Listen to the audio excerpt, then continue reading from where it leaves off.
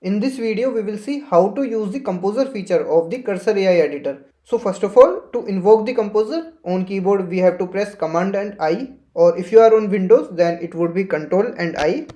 So it is opened now, and this is the drop down of the model. So from here you can change the model, and this drop down will show all the models which are enabled in the cursor settings. So we have seen this already in the last video. So let's keep this Cloud A 3.5 Sonnet for now, and here we will write our prompt. So here I am giving this prompt, give me a single file in HTML, CSS and JS for login page. So let's hit enter. So it is providing us the code here.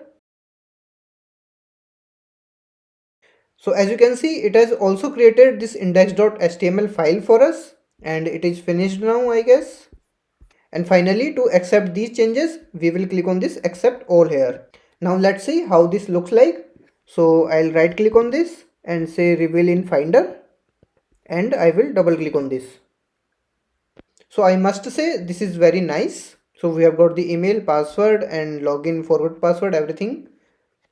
Now let's say we want to do some changes in this code. So that can be done very easily, and for that we just need to press Command and K or the Control and K in case of Windows. But before that we need to select the code for which we want to do our changes. So I'll select the entire code here because we want to do the changes in the entire code. And now I'll press Command and K. So this type of pop-up will be shown here, and now I will give the prompt here. So this time my prompt is please redesign this page similar to the Facebook login page theme. So let's hit submit. So here it is live editing the code, which is nice.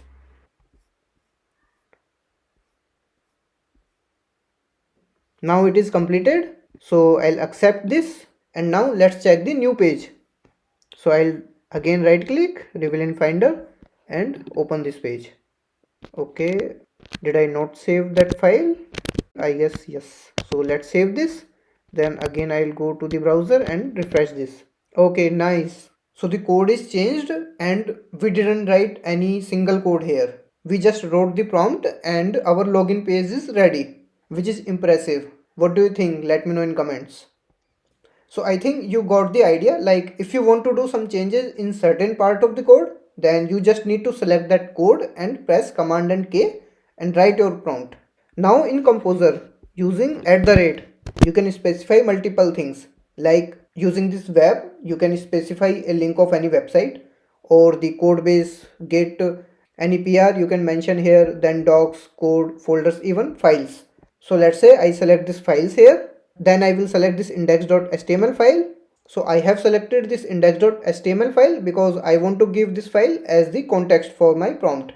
And now I will say our prompt. So I'll say separate the HTML, CSS and JS in JS code in different files,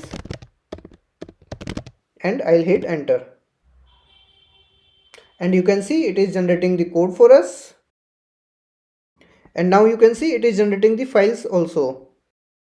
So again I will say accept all. So all the files are created and the code is also separated now. So in script.js the JavaScript is there, then all the CSS part is there. So I hope you have got the understanding of Composer till now. So we use the Composer when we want to do changes in multiple files. Now if you are interested to learn more about these things, then do subscribe the channel and do hit the like button if this video was useful to you.